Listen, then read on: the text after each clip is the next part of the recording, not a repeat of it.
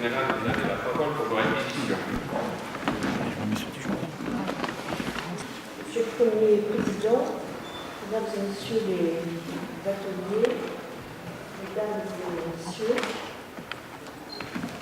je souhaite très sincèrement la bienvenue à ces nouveaux avocats ici présents dans la solennité de cette salle d'enchaînement qui vont, dans quelques instants, après que le serment qui va être désordonné soit lu, dire à l'appel de leur nom, je les jure. Je me réjouis de les accueillir dans ce haut lieu du patrimoine architectural toulousien, accompagnés de leurs familles, de leurs collègues, de leurs amis, dans des conditions de dignité, à la hauteur de l'importance de cet événement qui représente leur entrée dans la fonction. Cette dignité est aussi le corollaire de la haute considération que je porte à votre profession, car vous êtes des interlocuteurs de premier ordre pour une justice efficace et équilibrée. Vous allez, mesdames et messieurs les avocats, embrasser une profession qui, comme celle de magistrat, est guidée par le service de l'autre. Fonction éminemment gratifiante, mais qui oblige. Par-delà votre compétence et votre talent, vous allez exercer votre métier dans le cadre des règles déontologiques qui sont les vôtres. Vous serez désormais des auxiliaires de justice, pas les auxiliaires des juges ou du parquet, mais les auxiliaires de cette mission d'intérêt général que vous ne devrez jamais perdre de vue au travers des intérêts particuliers que vous aurez à connaître. Vos obligations déontologiques ne sont guère éloignées de celles contenues dans le recueil des obligations déontologiques des magistrats. L'avocat est tenu d'exercer ses fonctions avec dignité, conscience, indépendance, probité, humanité, honneur, loyauté, désintéressement, confraternité, délicatesse, modération, courtoisie. Certaines de ces obligations constituent des obligations légales, d'autres s'imposent à vous, issues des usages de la profession. Elles trouvent pleinement à s'appliquer dans la relation magistrat-avocat pour ceux et celles d'entre vous qui exerceront au sein des palais de justice. Le président de la conférence des bâtonniers soulignait lors de l'Assemblée générale du 27 janvier 2017, et je le cite, que les magistrats et les avocats, à défaut d'être solidaires, sont unis parce qu'ils partagent, dans l'accomplissement de leurs missions respectives, le même idéal de justice, la même quête de vérité. Il ajoutait l'estime et le respect réciproque ne se commandent pas, ils se méritent. Cette estime et ce respect réciproque, vous aurez l'occasion de les mesurer lors des procès civils et pénaux. Le débat judiciaire peut se révéler âpre, rude. Il peut prendre la forme d'une joute oratoire percutante. Et je connais le très grand attachement des avocats à la liberté d'expression, qui leur est garantie à la fois par la Cour européenne des droits de l'homme et par la Cour de cassation. Si cette prise de parole est l'une des manifestations les plus tangibles de la relation avocat-magistrat en quête de l'émergence d'une vérité qui n'est au demeurant qu'une vérité judiciaire, elle n'est que l'un des aspects du débat judiciaire qui ne peut s'affranchir du strict respect des règles déontologiques qui sont les vôtres. Débat judiciaire qui doit se dérouler loyalement. Ces règles déontologiques consacrent d'ailleurs le caractère singulier de votre profession, en ce qu'elle concourt à l'œuvre de justice et garantit aux justiciables le respect de principes essentiels que sont le procès équitable, le respect du contradictoire, le délai raisonnable. Le bâtonnier et l'ordre auquel vous êtes désormais rattachés à cet égard ont une responsabilité particulière. Ils en sont les premiers garants, à travers l'exercice de l'action disciplinaire, exercée avec indépendance et impartialité. Les formules du serment sont, vous en conviendrez, floues, vagues et imprécises. Elles vous ont été commentées et approfondies dans le cadre de la formation déontologique qui vous est dispensée par l'école du barreau. Elles sont définies dans leur contenu par la jurisprudence issue des conseils régionaux de discipline, des cours d'appel et de la Cour de cassation. Elles peuvent, à l'occasion d'instances disciplinaires, être revisitées, faire l'objet de nouveaux développements et venir alimenter un débat intellectuel de haute tenue sur les règles déontologiques considérées comme acquises et qui, à l'aune d'une question prioritaire de constitutionnalité, ouvrent un débat de fond déterminant pour l'avenir. Ces obligations déontologiques doivent irriguer votre pratique au quotidien, car elles sont avant tout l'expression de votre identité d'avocat. D'ailleurs, vos instances représentatives ont pris toute la mesure de l'importance de cette déontologie en menant une réflexion commune avec les magistrats sur le déroulement de la procédure disciplinaire et en envisageant la publication au plan national des décisions rendues en cette matière. Ce sont des initiatives fort importantes, car elles contribuent, dans un dialogue constructif entre nos deux professions, à donner de la justice une image de très grande dignité auprès de nos concitoyens qui doivent avoir confiance dans nos actions. Au moment où vous entrez dans la profession, vous abordez un monde en pleine évolution, en profonde mutation, qui vous amènera dans un futur pas si lointain à inventer et à expérimenter les modalités nouvelles d'exercice de votre profession. Alors, même que vous devez dès à présent relever le défi des bouleversements technologiques. Votre profession a activement participé au chantier de la justice, proposé par la ministre de la Justice, garde des Sceaux. Elle est également très attentive sur son avenir et sur ses orientations, dans le cadre de l'examen actuel devant l'Assemblée nationale du futur projet de loi. Elle est un interlocuteur indispensable dans le cadre de cette évolution qui s'imposera de toute façon à nous tous. C'est vous qui êtes désormais les artisans de ces défis, de ces challenges nouveaux qui s'offrent à vous. Quel que soit en tout cas le contexte dans lequel vous exercerez votre profession, et en vous regardant, je sais que la route est encore longue pour vous. Vous exercerez, je vous invite surtout à être des hommes et des femmes d'engagement au service de nos concitoyens, ne renonçant jamais à servir l'idéal de justice. Monsieur le Premier Président, j'ai l'honneur de requérir qu'il plaise à la Cour recevoir le serment d'avocat prévu par l'article 3 de la loi 71-1130 du 31 décembre 1971, modifiée par la loi 90-1259 du 31 décembre 1990, serment des nouveaux avocats inscrits dans différents barreaux du ressort.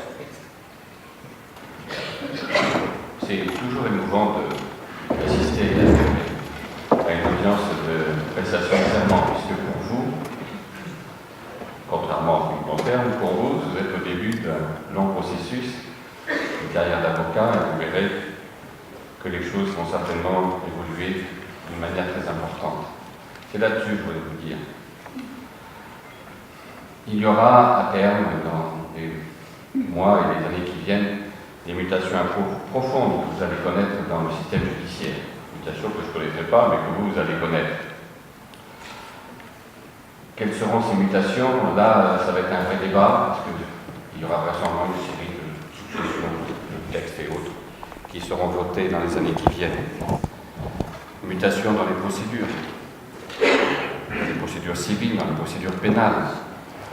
Mutation pénale de savoir qu'est-ce qu'on fait par rapport à la cour d'assises, par rapport au rôle plus ou moins important qu'aura le juge unique en matière correctionnelle. Mutation dans ce qui fâche, c'est-à-dire qu'est-ce qui va se passer pour la carte des juridictions à terme. Il faudra concilier la justice de proximité et en même temps l'évolution des technologies. Il faudra, votre profession, certainement un jour ou l'autre, aura peut-être des évolutions par rapport à des phénomènes régionaux, par rapport à des phénomènes nationaux et par rapport à des phénomènes européens. Vous aurez également l'occasion de voir dans les différentes juridictions que nous sommes, une cour d'appel qui est en travaux permanents, un peu comme les cathédrales. Donc nous avons pratiquement des travaux partout, dans toutes les juridictions, avec la principale ambition de savoir comment sera construit le tribunal de grande instance de Lille, enfin le tribunal de Lille. Mais dans toutes les autres juridictions, il y a des travaux d'amélioration. Bien sûr, ce n'est pas merveilleux. Et puis se posera à terme, dans les années qui viennent, comment arriver à avoir une cour d'appel avec des locaux qui soient adaptés à ce contentieux. Vaste chantier, je dirais. Mais ce que je voudrais en terminant, c'est me dire, est-ce qu'on peut faire une justice sans contact humain? Est-ce qu'on peut faire une justice sans que l'avocat défende de temps en temps vivement les intérêts de son client devant le juge? Est-ce qu'on peut faire une justice où finalement, comme certains avocats d'affaires approfondis, considèrent qu'on peut faire une justice sans juge? Là, je dirais que j'appartiens peut-être à une génération un peu passée. Je pense quand même que le rôle du juge, que le rôle des contacts humains, c'est pas inutile. Et je voudrais insister quand même sur les problèmes de l'intelligence artificielle que vous allez connaître. En fait, est-ce que l'intelligence artificielle peut prédire une décision de justice? Et est-ce que les décisions qu'on a dans l'ordinateur, entre guillemets, peuvent remplacer le juge? C'est-à-dire que ce qui est compliqué, c'est que c'est une science dont le but est de faire effectuer par une machine une tâche que l'homme accomplit en utilisant son intelligence. Mais que l'intelligence artificielle, incontestablement, quoi qu'on fasse, va remettre en cause des méthodes de travail dans le cabinet d'avocats et dans l'acte de juger par les magistrats. Ce qui m'a intéressé, c'est une intervention récente. Alors, je n'ai pas pris n'importe qui, j'ai pris quand même la présidente du Conseil national des barreaux, qui a ajouté quand même l'importance à donner à l'éthique face à la mise en place de ce processus technologique. Le traitement, je cite, le traitement des bases de données par les intelligences artificielles n'est pas neutre. Ni la solution qui va être donnée par l'algorithme, ni la manière dont on va parvenir à la solution. L'algorithme est orienté par le créateur. Avec la même base de données, la solution ne sera pas la même si l'algorithme est développé par un assureur ou si il est fait par une association de victimes. Il ne sera pas non plus identique selon que l'algorithme est organisé et pensé par un adepte du système de common law ou du système de droit continental. Donc moi je suis assez d'accord avec les questions que posait cette avocate. J'ai eu l'occasion de discuter à 3 reprises à Toulouse, et notamment sur ces questions-là.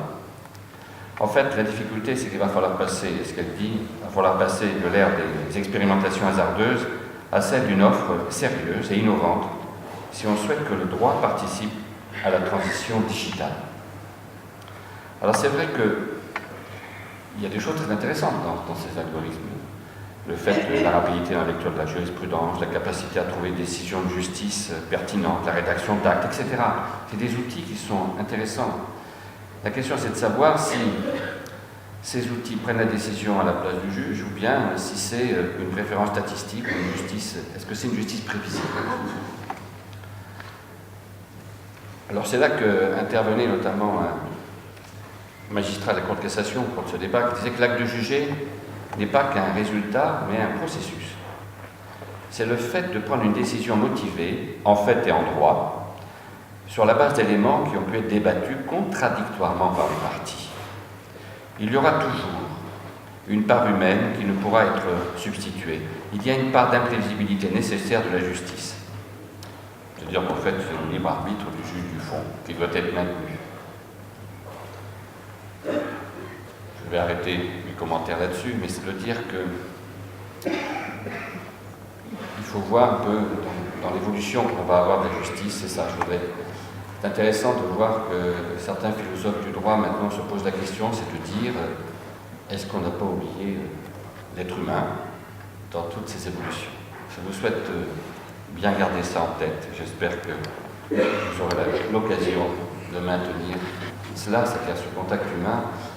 Alors, Bien sûr que l'évolution technique nous permet de gérer les procédures plus rapidement, mais il arrive à des moments quand même dans certains dossiers où c'est quand même intéressant d'avoir le contact humain et d'avoir une discussion entre l'avocat et le juge.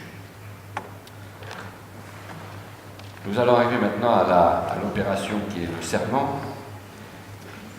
Ce qui est assez intéressant,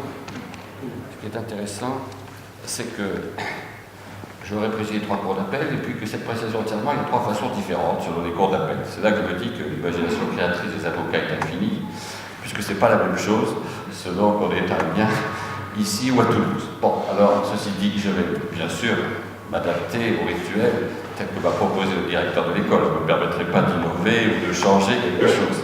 C'est pas la même chose que l'an dernier d'ailleurs. Bon, alors, ce que je veux dire, c'est que je vais vous appeler l'un après l'autre, et alors, vous lèverez à l'appel de votre nom, et il faudra à ce moment-là lever la main droite et de dire je jure. Je vous rappelle la formule du serment, qui n'est pas une formule innocente, mais une formule importante. Je jure, comme avocat, d'exercer mes fonctions avec dignité, conscience, indépendance, probité et humanité. Alors, Madame Ophélie Aktergal. Je le jure. Madame Louisa Amran. Je m'excuse si je me trompe dans la prononciation des noms. Monsieur Pierre Hazard. Madame Inès Bojo-Corsini. Madame Sarah Bensaber. Madame Victoire Bialet. Monsieur Maxime Blanc. Je le jure. Monsieur Grégory Bourgeois. Je le jure. Madame Fanny Bruyère. Je le jure. Madame Amandine Buttiès. Je le jure. Madame Audrey Buech. Je le jure. Madame Emmanuelle Clément. Je le jure. Madame Maxime Cotigny. Je le jure. De toute façon, à chaque fois, c'est les gens. Alors, monsieur Maxime Cotigny. Je le jure. Madame Marie Cronier. Je le jure. Donc, on a un siège vide. En fait, Madame Virginie Dassonville qui n'est pas là. Donc, on continue. Madame Marie Delcroix. Une erreur? Oui. Madame Lucie Delporte.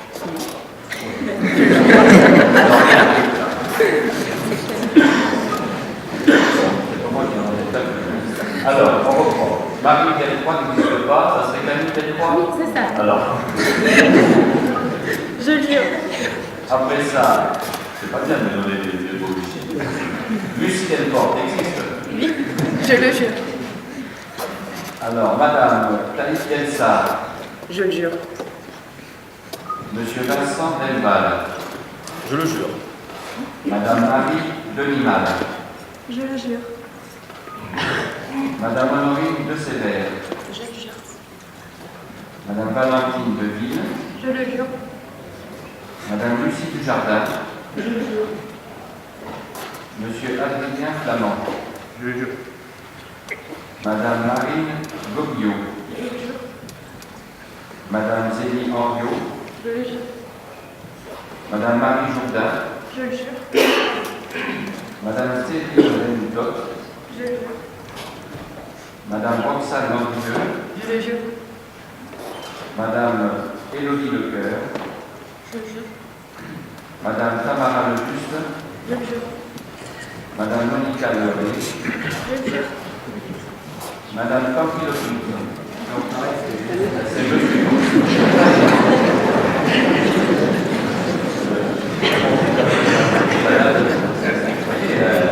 Voilà, bon, alors c'est bien monsieur Pampilopoulos. Je le jure. Yann Le. Je le jure. Madame Pauline Maillard. Je le jure. Madame Apolline Maire. Je jure. Madame Virginie Mérès. Je jure.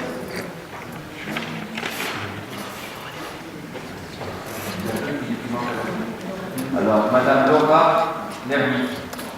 Je le jure. Et Monsieur Yann Leuf. Vous le jurez. Je le rejure.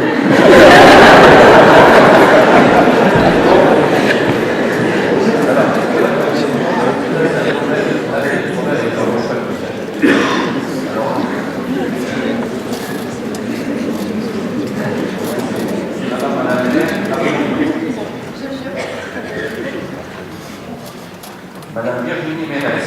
Je le jure. Madame Sylvie Maloletsi. Je le jure. Madame Charlotte Martineau. Je le jure. Monsieur Malouk Mination. Je le jure. Monsieur Nicolas Nefna. Je le jure. Monsieur Herman Panamaranca. Je le jure. Monsieur Thomas Pereira. Je le jure. Madame Constance Petit. Je le jure. Madame Charlotte Bidou. Je le jure. Madame Morgane Pilat. Monsieur Florent Pinchon. Je le jure. Madame Constance Piro-Cornet. Madame Marion Colito. Je le jure. Madame Chloé Oumayou. Je le jure. Madame Jessica Ramon. Je le jure. Monsieur Paul Renard. Je le jure. Madame Marie Richard. Je le jure. Madame Amandine Roblin. Je le jure. Monsieur Mathieu Rosset. Je le jure. Madame Marie Rossi. Je le jure. Madame Justine Rousseau. Je le jure. Monsieur Victor Sanka. Je le jure. Madame Brigitte Salomon. Je le jure. Madame Éléonore Secret. Je le jure. Madame Frédéric Seldac. Je le jure. Madame Julia Stega. Je le jure. Monsieur Thomas Jean-Presse. Je le jure. Madame Élie Stack. Je le jure. Les changements dans l'ordre. Je ne sais pas si c'est avec la du directeur de l'école. Bien, alors, au niveau de l'innovation des sortes et des serments, c'est pas bien. Madame Émilie Taron. Je le jure. Madame Vincent Taliger. C'est monsieur. Monsieur Vincent Taliger. Je le jure. Alors, Monsieur Valette. Monsieur Valette, ça c'est Madame Mao Valette, c'est ça? Voilà, je le mets maintenant. Monsieur Rémi Valmont. Je le jure. Madame Marie Van Petitguel. Je le jure. Madame Clémence Van de la Moite. Madame Tiffany Van Vopot. Je le jure. Madame Marion Verdiol. Je le jure. Madame Sandra Vermèche-Coquet. Je le jure. Madame Camille Valène. Je le jure. Alors, Monsieur Clément Vallès. Je le jure. Madame Anissa Yaoularène. Je le jure. Monsieur Martin Higuel. Je le jure. Normalement, je n'oublie personne. J'en avais oublié deux. Alors, Vincent Taliger. Je le jure. Vous avez fait des serments tout à l'heure? Bon, donc c'est pas moi qui me suis trompé. Thomas Jean-Pence. Avec lui, a fait des serments aussi. Et Marie Van de Pédiguet a fait des serments aussi. Donc, c'est simplement un certain assouplissement du directeur de l'école. Je reviens quand même sur ce que j'ai dit. Je pense que l'appréciation de serment est quelque chose qui est important. J'ai personnellement toujours regretté que la mienne ait été faite bâclée en 5 secondes de boulot entre 2 audiences devant quelques magistrats. Je me suis toujours dit que lorsque je ferai prêter serment à des avocats ou à des magistrats, jamais on fera ce que j'avais vécu. Donc je pense que c'est important et c'est le début de votre carrière, N'oubliez pas ce serment. Alors la Cour donne acte à Madame la procureure générale de ces réquisitions, donne acte du serment prêté par Mesdames et Messieurs les avocats, ordonne que du tout il soit dressé procès verbal. Madame la procureure générale, avez-vous d'autres réquisitions à prendre? Il n'y a pas d'autres réquisitions, Monsieur le Premier Président. Alors l'audience solennelle est levée. Je peux comprendre qu'il y avait quelque chose après. Donc à tout de suite.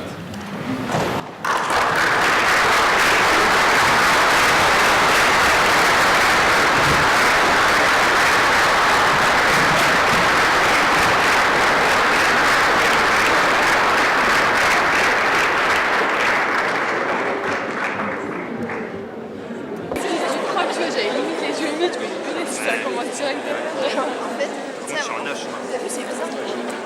Elle était là ce matin.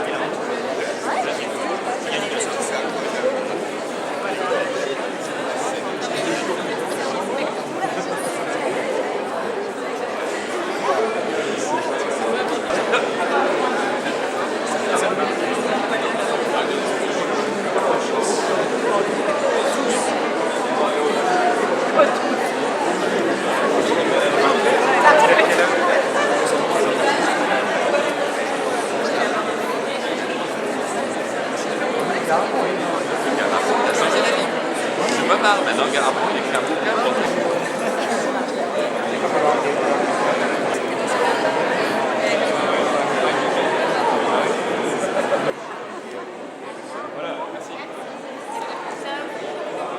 Voilà. Bon, allez, je vais filer à mon agir, moi. Oui, 15 salles. Donc on a dû virer des femmes pour pouvoir faire la place aux hommes.